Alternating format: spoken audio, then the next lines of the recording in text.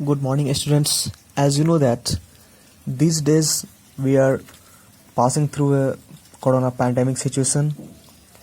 In this time, virtual classes, online platform is the only medium to interact with you. Today, I have decided to discuss about socialism in Europe and the Russian Revolution. As you know that in previous YouTube videos, I have discussed about French Revolution and how did this revolution brought a great change in Europe, because before the 18th century Russian society was totally divided into states and order. So in this chapter and in this topic today we are going to discuss about the age of social change. As you know that socialism in Europe and the Russian Revolution, this is the name of chapter, and in this chapter we are going to discuss about social change and why European people looking for change, why change was necessary. So I have made notes for you, and for your better understanding today I am going to discuss about different ideologies of people at that time, those who are living in Europe. Okay, so here we go. Now starts. As you know that Russian Revolution, the term here you will notice that revolution means what? Revolution means change, किसी चीज को बदलना. Revolution का मतलब यहाँ पर change से है. जब भी कोई चीज पुरानी है, ओल्ड रेजिम है, कोई भी गवर्नमेंट है, कुछ भी जो अब आउटडेटेड हो गई है तो उसको चेंज करना बहुत जरूरी है. आप लोगों ने फ्रेंच रेवोल्यूशन वाले चैप्टर में देखा था कि फ्रेंच रेवोल्यूशन में क्या हुआ था कि वहां पर जो लुई 16 का रूल था उससे लोग काफी टेरिफाइड थे, वो एकदम हॉरिबल था एकदम सिचुएशन. तो लोगों ने उस डायनेस्टी को, उस रूलर को रिमूव किया, हटाया, चेंज किया. आप रेवोल्यूशन का हिंदी मीनिंग जब सर्च करेंगे तो आप देखेंगे क्रांति. क्रांति मीन्स बदलाव.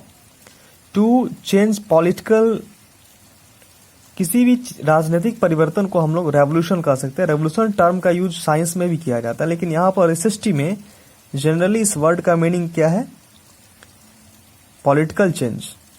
तो इस चैप्टर में काफी सारी ऐसी चीजें हैं जो आपको समझना बहुत ही महत्वपूर्ण है. जैसे सोशलिज्म. सोशलिज्म मीन्स सामाजिक बदलाव या समाजवाद की जो परिभाषा है वो क्या है? समाजवाद क्या है?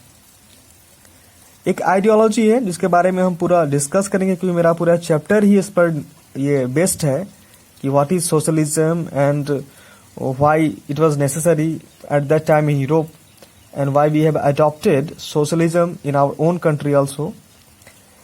So, before talking about socialism, I would like to say you some different ideologies of Europe. Hindi में अगर बात करें तो मैं आपको बताना ये चाह रहा था कि रूस एक एग्जाम्पल है. यूरोपियन कंट्री के अंदर रसिया में जो चेंज हुआ, रसिया में जो रेवोल्यूशन हुआ, उस सोसाइटी में किस प्रकार की प्रॉब्लम थी, रशियन पीपल क्या चाहते थे, रसिया का क्या प्रॉब्लम था, इसके बारे में हम लोग डिस्कस करेंगे इस पूरे चैप्टर में डिटेल्स में.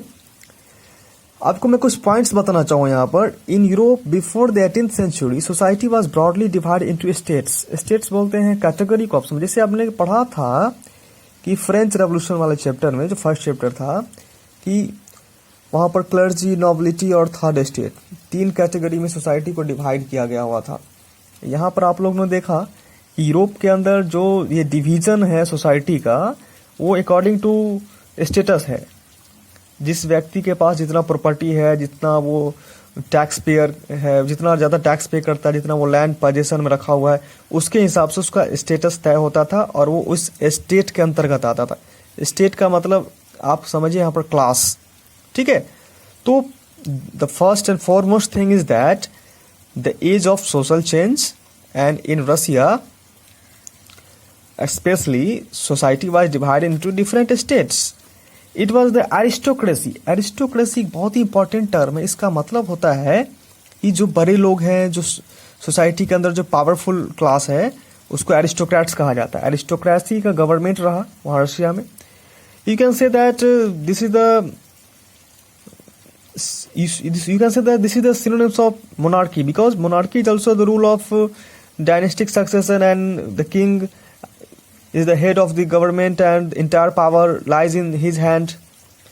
Aristocracy, monarchy, absolute monarchy, dynastic rules, these all are similar, little bit different in European countries. This is a Greek word, aristocrats, this is a Greek word, and aristocracy means powerful class. Society के अंदर जो सबसे उच्च वर्ग के लोग, जो कुलीन वर्ग है, जो संभ्रांत वर्ग है, जो ज़्यादा मतलब वो आप कह सकते हैं कि वो जो ज़्यादा पोजीशन में जो है, जिनके पास प्रॉपर्टी, जो ज़्यादा पावरफुल लोग हैं, उनको एरिस्टोक्रेट्स कहा जाता है.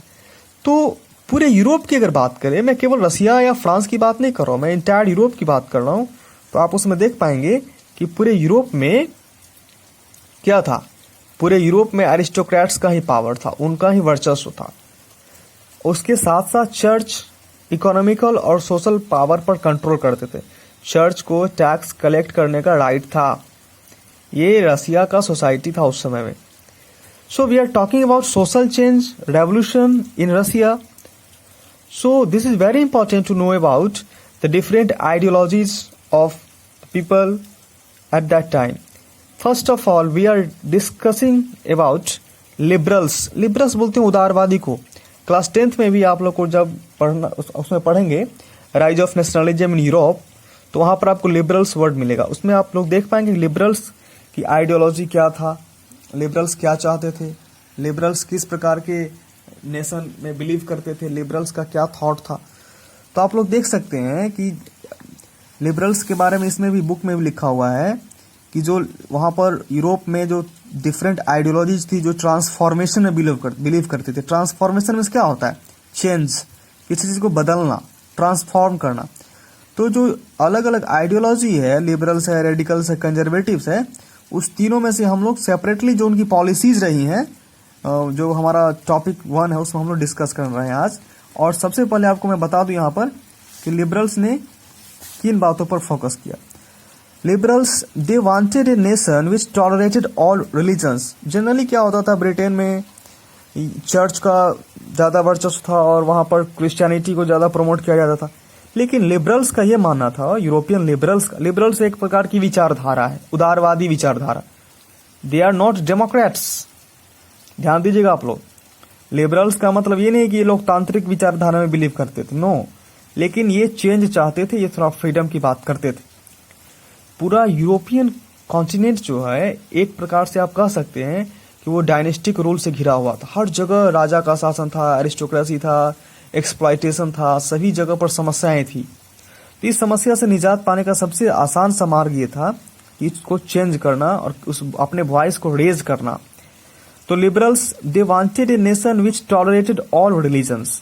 लिबरल्स एक ऐसी समाज की कल्पना कर रहे थे, ये एक ऐसा सोच वहां पर रख रहे थे या बता रहे थे उस समय लोगों को कि जिसमें सभी धर्मों की बात हो, सर्वधर्म समभाव की हम बात करते हैं बराबर भारतीय संस्कृति में, तो यहाँ पर वो वही है. दे अपोज्ड डायनेस्टिक रूलर्स. जो भी वंशवादी व्यवस्था थी, जो हेरिडेटरी रूल था कि राजा का सन राजा ही होगा, इस चीज का इन्होंने खासा विरोध किया. कौन? जो लिबरल्स थे. इंडिविजुअल राइट्स के पक्षधर थे. ये बिलीव करते थे कि हर एक व्यक्ति को उनका एक अधिकार होना चाहिए, ठीक है ना.